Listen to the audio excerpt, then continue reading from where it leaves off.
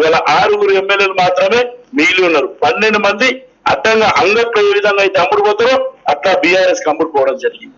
మరి నేనేమంటున్నా అంటే ఇవాళ కాంగ్రెస్ పార్టీ ఏదో తెలంగాణలో మన కర్ణాటకలో వాపును చూసి పలుపు అనుకుంటుంది.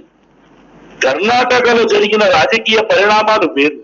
ఇవాళ కర్ణాటకలో ఇవాళ వీళ్ళందరూ మేము మతతత్వం పార్టీ కాదు, మేము అందరినీ సెక్యులర్ పార్టీ అని ఇవాళ కర్ణాటకలో రెచ్చగొట్టి మేము బజరంగ దళాన్ని బంద్ చేస్తామని, తర్వాత ఏదైతే మరి ముస్లిం మైనారిటీస్ ఉన్నారో వాళ్ళ ఏదైతే మౌలాలు ఆ మౌలాలందరూ మనము జేడీఎస్ కి ఓటేస్తే మరి బీజేపీ పార్టీ గెలిచే అవకాశం ఉంది కాబట్టి సొంతగా నా దోస్తున్నారండి అశోక్ చవాన్ అని ఎమ్మెల్యే గుల్బర్గా నుంచి చేసిర్రు.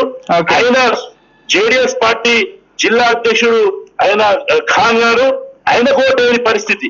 అంటే ఎంత మతానికి పులుముకొని ఎంత రాజకీయం చేసిందో కాంగ్రెస్ పార్టీ, ఎన్ని అబద్ధాలని కాంగ్రెస్ పార్టీ కర్ణాటక రాష్ట్రంలో గెలిచిందో ఇవాళ మాకు పోయినసారి కంటే కర్ణాటకలో మరి ఓటింగ్ శాతం పెరిగింది. అదొకటి గమనించాలి. మేము నైతికంగా ఓడిపోయి ఉండొచ్చు కానీ మేము అక్కడ గెలిచినాం, గుర్తుపెట్టుకోండి. మీరు అనగానే మేము కర్ణాటక ఏదో ఒక రాష్ట్రం గెలిస్తే మేము తెలంగాణ మొన్నటిదాకా తెలంగాణను పరిపాలించిన పార్టీ ఏది?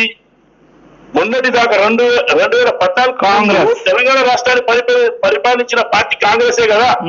మరి కాంగ్రెస్ పార్టీ చక్కగా పరిపాలించి మా ఉద్యోగాలు మా నిధులు మా నియామకాలు మాకిస్తే తెలంగాణ కోసము ఇవాళ 1200 మంది యువకులు ఎందుకు ఆత్మ బలిదానాలు చేసుకుంటుండే?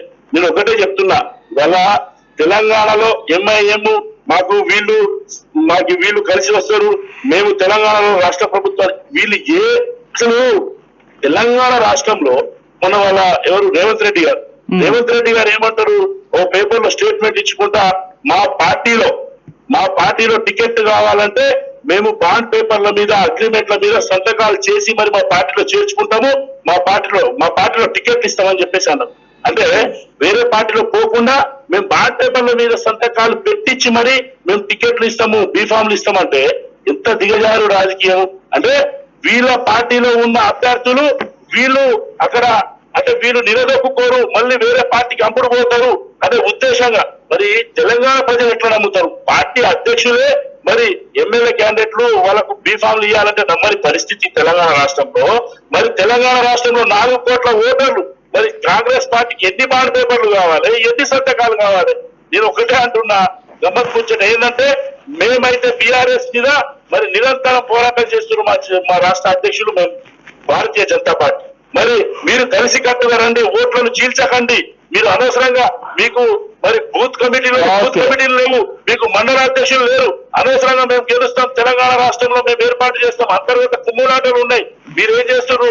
మీరు ఏదైతే ఇంతకుముందు గతంలో 70 సంవత్సరాలుగా మీరు పరిపాలించిన డబ్బులు ఉన్నాయి, మీడియాలు ఉన్నాయి మీ చేతిలో. మరి ఈ మీడియాను వాడుకొని కేసీఆర్ ఏం చేస్తుందంటే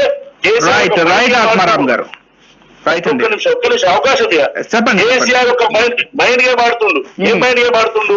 ఇక్కడ భారతీయ జనతా పార్టీ వారు వన్ సైడ్ అయ్యేటట్టు ఉంది. ఎందుకంటే సంజయ్ గారు వారు చెప్పిన తర్వాత మాట్లాడదాం. వారిని చెప్పండి చెప్పండి ఆత్మారావు గారు కంటిన్యూ చేయండి. అయితే నేనేమంటున్నా, ఇవాళ తెలంగాణ రాష్ట్రంలో బై ఎలక్షన్లు వస్తే బై ఎలక్షన్ లో గెలిచినాం, జిహెచ్ఎంసీ ఎలక్షన్ లో గెలిచినాం, ఎమ్మెల్సీ ఎలక్షన్ మొన్న టీచర్స్ ఎమ్మెల్సీ ఉంటే ఎమ్మెల్సీ ఎలక్షన్ లో గెలిచినాం. ఇవాళ మా ఏదైతే విజయాన్ని చూసి కేసీఆర్ మరి